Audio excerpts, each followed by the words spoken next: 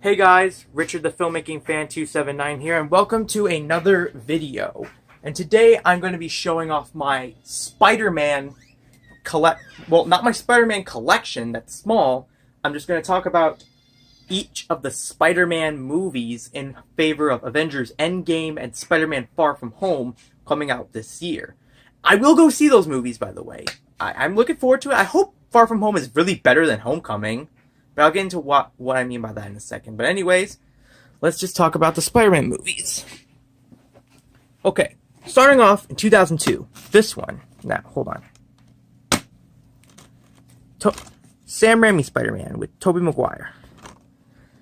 This, I don't know if anyone could agree with me, but I actually love this one as my top favorite Spider-Man movie with Spider-Man as a main character. You know what I mean? And, I like this movie a lot. Green Goblin is really good, even though he looks like a Power Ranger at times. It's alright. Willem Dafoe was still good, This actually came out during a time when superhero movies were good because they didn't set up a universe or franchise.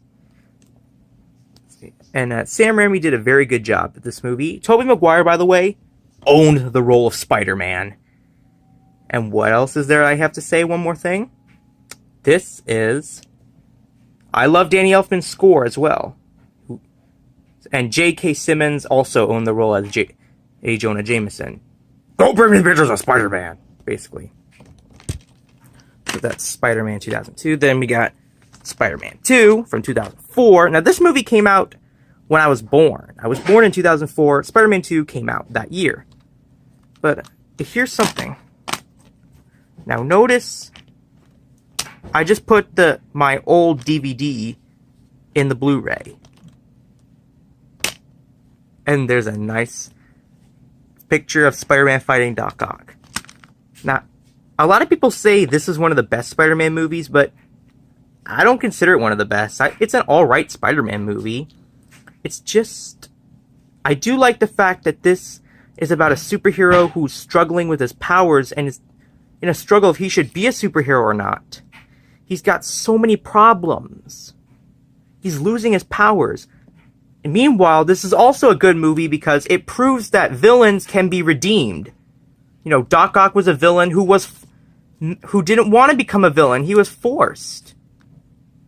I love the train fight scene because it's my favorite part of the movie because it's really good at action moments and also because we find that everyone in New York knows the identity of Spider-Man. Everyone in that train gets to know the identity. And, it's an alright movie. It's not a masterpiece. I consider that one to be the masterpiece. Okay. Now, Spider-Man 3. Not as good as the first two. It's alright. It's just disappointing. I guess the only things I like were Sandman. I did love New Goblin. New Goblin was a good villain. Harry Osborn. And, just like I did with Spider-Man 2, I put the DVD, my old one from the DVDs, with here. And you got a nice image of Spider-Man getting his suit turned black, which is. Now, I didn't really like this movie a lot. This is a disappointing Spider-Man movie, Venom was just shoehorned in. I just wish this movie was better. Sandman was a good villain, and I do think I have a better idea to make this movie good. I'm going to rewrite it. I will do another video soon where I do rewrite of Spider-Man 3. I will do that eventually. So stay tuned for that. So, we already covered that timeline. Uh-oh, we don't want to take that one. So, let's start. 2012. Here, hold on. The Amazing Spider-Man. Now, here's a backstory. I liked this movie when I first saw it, and throughout middle school, I liked this. But rewatching it now, because I'm in high school, I don't think this is a good movie. The Lizard's a good villain, even though he felt like Green Goblin at times. This pretty much copied the same feeling of the original Sam Raimi movie, but was too dark. It's pretty dark. Like, dude, this is a Spider-Man movie. Why so dark? But anyway, I don't like this movie a lot. I used to, but it's gonna happen. Now, The Amazing Spider-Man 2. A lot of people complain that this is the worst one in the franchise. I can understand why, but I love this movie. It's really better than the first Amazing Spider-Man. You know, the villains were good. Jamie Foxx was a good Electro. Dane DeHaan, best Green Goblin ever, I will say. Paul Giamatti, alright Rhino. They made Peter Parker more likable. And it's really inspirational. Hans Zimmer does, like, a really good theme. He does a good music in this movie. And we gave us more backstory as to that was never explained in the first one. And yeah, it did try setting up a Sinister Six movie, but that never happened, which is very sad. I know you're going to complain with me in the comments, but whatever. Now, I actually have to throw this movie in there because it has Spider-Man as one of the characters in it. Captain America Civil War. Now, this was the movie that brought back Spider-Man's popularity, almost, even though he's in there for like 5 minutes, I think.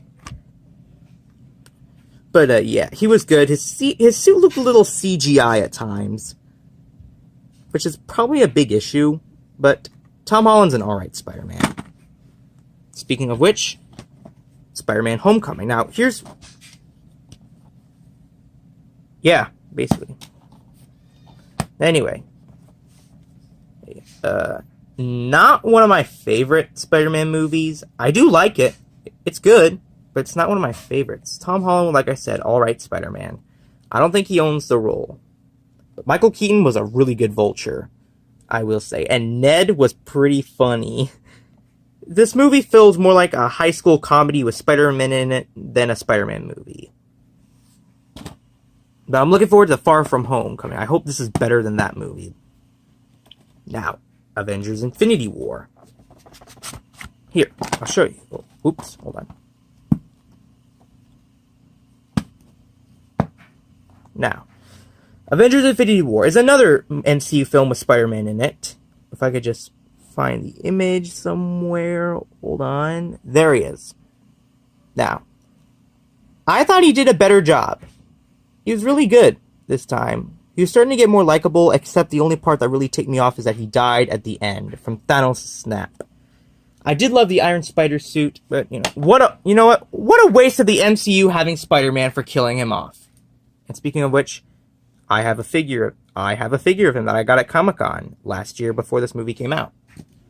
And finally, I know what you're thinking. This isn't a Spider-Man movie, but you know what? That's my ticket from when I saw it in theaters. Yeah. Anyway, this movie, by the way, I know a lot of critics complain about this movie, but you know what? This is another favorite Spider-Man movie of mine. My number one favorite, actually, out of all of them. With that one being number 2, that one being number 3. Tom Hardy was a really good Venom.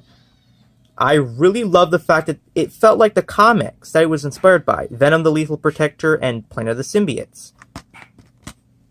I love it. And plus I already gave away the digital code on Instagram. So, yeah. That's really all I have to say about Venom. It's a really good... And yes, this, by the way, came at Walmart. It came with this. And I'm very happy to have this with me. So that is it, everyone. That is my Spider-Man mini thoughts and reviews. Which Spider-Man movie is your favorite? Comment below, let me know. Alright. Talk to you guys later. Bye.